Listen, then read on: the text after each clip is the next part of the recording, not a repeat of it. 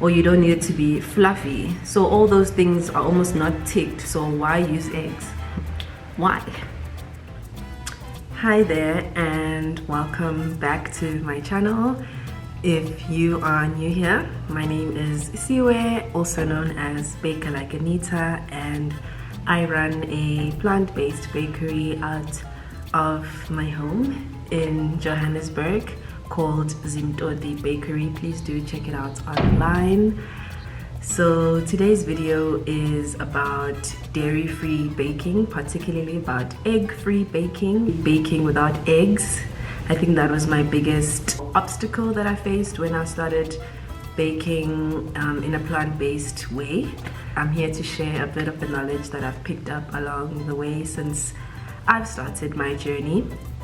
So yeah, let's get into it. Really, the first thing about egg-free baking to grasp, I would say, is figuring out what is the purpose of an egg when you bake with it.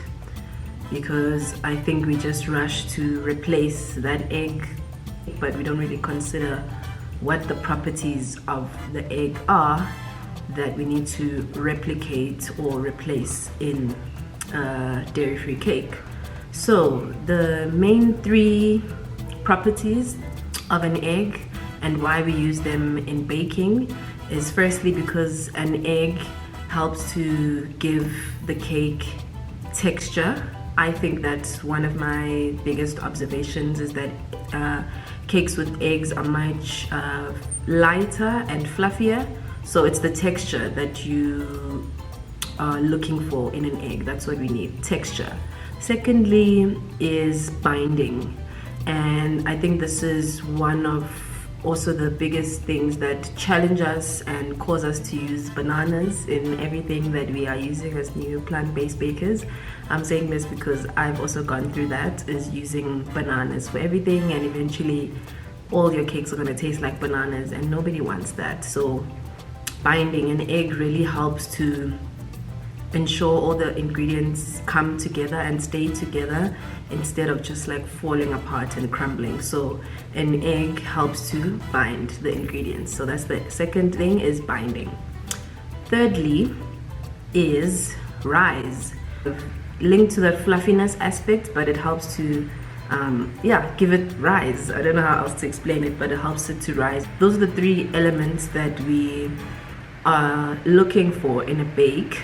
So now that we know what eggs are for and why we use them in baking, now it's to think about what are the properties of eggs that we can find in other ingredients. So for example, like I mentioned, a banana, I don't want to dwell too much on this one because I don't think we should focus on it, but a banana, when you've mashed it, it does have the capacity to bring different ingredients together, but like I mentioned, it's limited because of the taste of the banana that you don't always want to replicate. So what do we do? So when you're looking at different kinds of cakes, cookies, or bakes, you also have to look at, why am I adding the egg in here? So for example, in a cookie, you might be adding the egg because you want it to bind, but for a cake, you might be adding the egg because you want to give it the rise or fluffiness. And for brownies, for example, a more dewy, fudgy kind of texture, you might be looking for the binding aspect. So different kinds of cakes, cookies, bakes have different requirements. So it's not just that you can have a blanket approach to everything, like just use banana or use chia seeds or everything, but you have to consider what they are for. So let me share my top 3 ingredients for egg-free baking. Firstly, applesauce. That is my applesauce. Hopefully by the time this video is out, it will be available on my website. But basically, applesauce is my winner, my number one. So it's really simple, like water and apples, and you've got your winning combo. And what I use this mostly for is firstly for the binding. For a lot of cakes, I use applesauce mostly for cakes, things that need to be bound, but also the soft texture that I was looking for. So here with the applesauce, you'll get the texture and the binding component. My second winner and which I'd actually like to use in combination with the apple sauce, is apple cider vinegar. So this one has the mother in it. It's unfiltered, which I think is the best version, but I think even other forms of vinegar, even white, I'm spilling it on myself now, even white vinegar actually has those properties, but I just prefer this one. This one is great because, like I mentioned, eggs also give cakes rise, right? So vinegar is the one thing that will actually help with the acidity, which pushes the texture and fluffiness of the cake. So this will give the cake a really nice soft texture with the rise that you're looking for. So combination of applesauce and apple cider vinegar is my go-to, right? I said you can use apple cider vinegar on its own, especially for a chocolate cake. I found that it works really well to just use apple cider vinegar. So my top two, here they are. And last one I want to mention is chia seeds.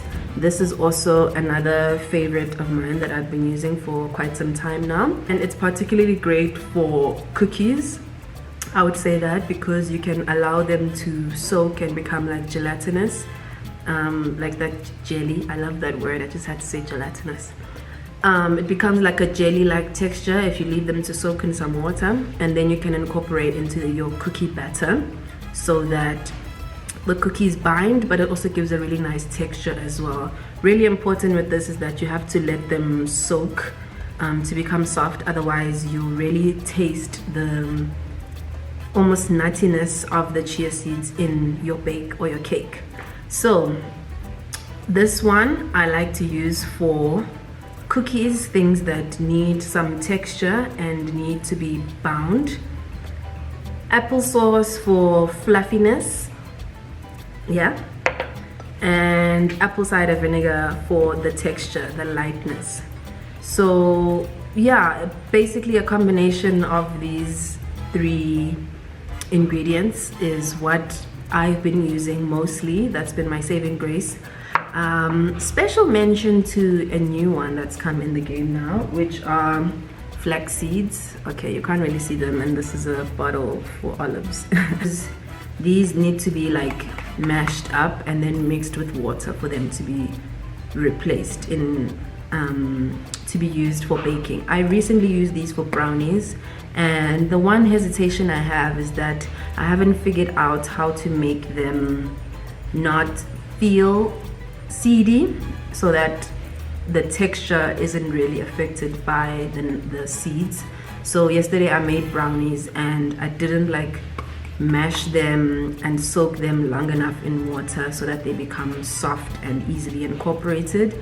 But I'm going to experiment a bit more with this, with the flax seeds, because yeah, I really think it's a good other option besides chia seeds, and I just need to like, yeah, give it more of a chance and explore a bit with it. But if I want you to leave with anything from this video, just know that applesauce, apple cider vinegar, and chia seeds are your go-to girls if you want to work with dairy-free cakes, dairy-free baking. And just remember to consider the properties of the egg that you're trying to mimic in your bake, which is the rise, the texture, and the binding. As long as you remember those three things, then I think approaching dairy-free baking will be much easier because you'll know exactly what you are looking for. This also highlights the fact that when you are making things like custard, for example, I don't use eggs or any of these replacements in my custard. Some recipes really can just go without eggs. I know how bizarre that might sound, but pancakes and custard, for example, are two things where I don't normally even use applesauce or apple cider vinegar in them. So just use almost like your own discernment and be open to experimentation, like I am with the flax seeds at the moment. But basically, things like custard don't really need eggs. You just need almost like the cream or the milk together with the sugar if you use it, and some flour to make it thick.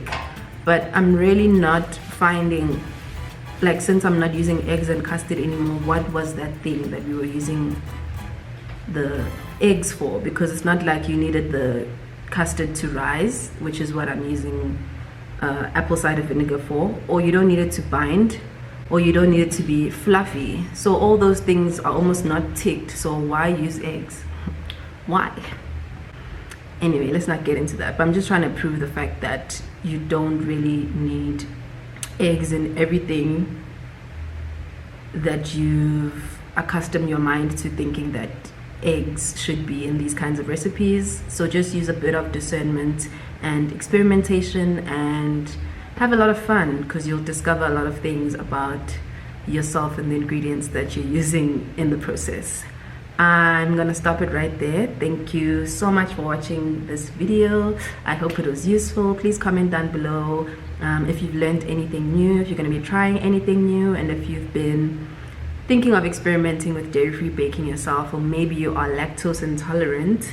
I think that this video should be for people who also suffer from lactose intolerance, because there are other ways of incorporating the dairy aspect into your diet without like causing harm to your body. So I'm just trying to show that there are other options out there for you that will help your body, but also help you to still enjoy the things that you like to enjoy. Because I'm not gonna stop eating cakes and cookies just because I don't take dairy anymore, but this is just to open up your mind and show you other options that are out there, and I hope this was useful. I will see you in the next video. Bye for now.